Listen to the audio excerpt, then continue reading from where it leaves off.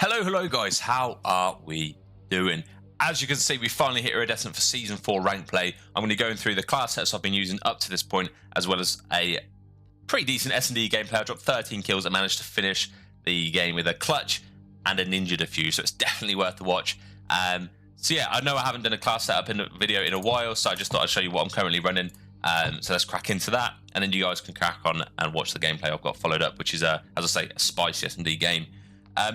So the attack class I've got is pretty bog standard. It's the usual class I've been using for a couple of seasons now, and I just can't choose anything else. The camo I've got on it, because I know a couple of people have asked about this, it's the special event camo for doing all the boys challenges in the event. So make sure you do this before the event closes if you want this nice moving red one. The attachments I have on the pistol on this one, it's a little bit of a faster pistol. It's just these three attachments. I usually have it on my AR because I don't like running out of ammo and then not being able to switch out to something useful. I then have stuns and frags because you can throw it further, and with as an AR you are a little bit more out of the gameplay as you are compared to a sub, so I do like to be able to throw it further. And then the standard setup for my perks are double time, bomb squad, and fast hands. I obviously then have a trophy system unless I'm running S&D, in which case I'll switch this out for Deady. Trophy system mainly because I want to be able to make sure I defend the point or the control point for from grenades and other throwables. Moving on to my subclass, this is my go-to subclass. It's what I've been using again for a couple of seasons, so if you're not using this setup, you might be doing something wrong. Give it a go. It's disgusting. It's super nice, and yeah, fully recommend it.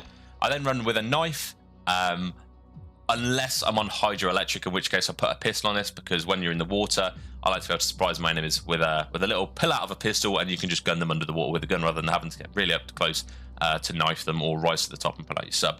I then have stuns and semtexes on my subclass. The main reason for that is so that basically semtexes detonate a little bit quicker. They're a little bit faster to throw, so it keeps up with that fast-paced action you're going to have with a sub player.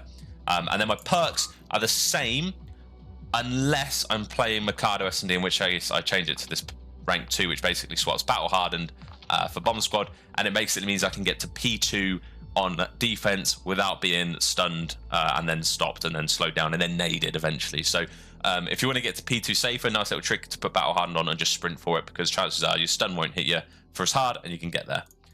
And then have dead silence. Obviously with this SMG you want to be able to move freely without being sound hoarse, so I put dead silence on by default on this no matter what I'm playing. And then finally is my sniper class, which is the SPX 80, and this is my go-to sniper setup. It's the perfect blend of being able to shoot really accurate shots as well as not taking 4 years to ADS, so would recommend putting this on if you want to get into a bit of sniping. It's super easy to use, so it's worth doing. I then have a slightly longer range of pistol class setup, so I've got a muzzle on this. So this is a little bit more adaptable. It's a little bit slower mobility wise, but it is, you know, if you run out of sniper bullets, you want to beam someone at a fairly medium range, you're going to be able to do so with this pistol. I then have stuns, frags, and then my normal perk setup as follows. So without further ado, let's get into the S&D gameplay. So here is the gameplay we speak of. As I say, it's 13 kills. I managed to finish off around 11 with a ninja defuse, so it's definitely worth a watch. And yeah, this sort of tempo where I'm just running through P2 is sort of the tempo you can expect to my offenses until it gets a little bit too close to comfort and we end up taking it to around 11. There's a couple of bits in here that I've made mistakes about, so we're going to be talking about the mistakes I make to hopefully help you guys stop making the same mistakes as I do. So yeah, it's going to be a good gameplay to learn from. There's some good strats in here which I do want to cover as well, which might work for you guys in your gameplay. So yeah, solid round 1, we win it. By the way, that strat of running straight through P4 through the double doors to P2 works 99% of the time, especially on the first round. If you repeatedly do it, it becomes a little bit boring, and they sort of expect it. Yeah, so I was trying to get a little bit of aggressive here, pushing onto A-bomb, but I've had to back up slightly because of the situation. Managed to get one, unfortunately get traded, instantly traded. I'm not sure how I managed to get the first kill, if I'm honest, but yeah, unfortunately we do lose that round. Yeah, I think it's a case of we maybe played a little bit too aggressively, didn't have the map control we really wanted. I couldn't play my life because they turned the doors open, so I had to back up, and the only control we really had of the map was closed and open, which not ideal. Going into this next round, I was thinking, let's see what we do here. Pretty much. Now, what tree are you speaking to? Again, all of these class setups you've seen in the gameplay are what we've just covered in the setups. And stupidly, I tried the same setup thinking they won't think about it. And unfortunately, I do get stunned. I don't know who stunned me, whether it was my own or not, but we end up getting flanked by a guy who jumps up top single, which not the best, not the best. So I try and maintain my aggressive approach going towards A, and unfortunately, they nade me as well as pre-firing me through the door. So I'm not through the stage. I'm not really sure how I was aware they were there. But we died and ended up losing the round. So it makes it... Well, actually, I think we won the round. So it's 2-2. Not a bad situation to be in. And yeah, I think they're getting used to the sort of way I'm going to be playing. So you're going to see my next defense. I do slow it down slightly. And I'm learning from my previous mistakes. He jumped top single last time. Let's see if I can get a free kill. This position here is actually a lovely position to sit. You can see they jump up to top single as well as they jump up to top double. Yes, you might be caught unaware, but realistically... they are jumping up, so you are going to get a decent amount of info on them before they even start shooting. So yeah, a fairly reserved round. I don't need to do much there. The teammates pick up the kills that they need to. Yeah, not a bad round. I don't mind that. I don't mind not having to get around getting kills to win a round. So right here, I'm just trying to sound for a little bit. I think I hear someone above me, so I'm just sort of playing for that. I know they can't be P1 because my teammates just ran through there pretty much. So I'm popping Deddy, jumping up top doubles. Again, I can hear them slightly.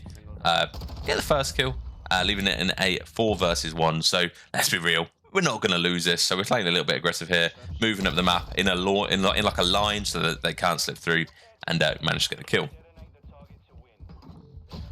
So I'm going back to the standard approach here of just pushing straight through to P2, and it's paid off yet again. I managed to get 2 people unaware, and I'll get info on the remaining 2 enemies. So it's a 3v2. They know they're both single and both closed.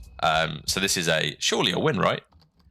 Unfortunately not. It starts with a nade stick to a teammate, and we lose the round. So we're on a 4-3 situation here. We've got the advantage, but unfortunately we get first blooded. In a game this close, you've really got to play your life, play for the intel first, and then move up. You're going to be able to tell that my pace has slowed down quite a bit on these defenses, because as soon as I push onto A-bomb, they nade me, they know I'm there, and it's not the best situation to be in. So I'm playing a little bit passively. If they go to A, realistically, we should be able to approach that, and there's only a certain number of places they can be around A. So I'm just playing for a little bit of intel here, get a couple weak, but I unfortunately don't manage to finish off a kill. So we're left in a really sticky situation here. 2 versus 3, managed to get 1. And I try and get away with my life because I'm 1 shot. So I'm trying to really preserve a life here. Whilst it's a 2 versus 2, it's not a bad situation. And unfortunately, I just didn't know there was the guy there. So I unfortunately lose that gunfight. I was sort of aware that they might be behind us or in bottom maps. But yeah, wasn't watching top. We're seeing Murky here. Hoping the teammate can finish off this round for a dub. Unfortunately, lets the player slip though. So this is a pretty difficult situation to be in.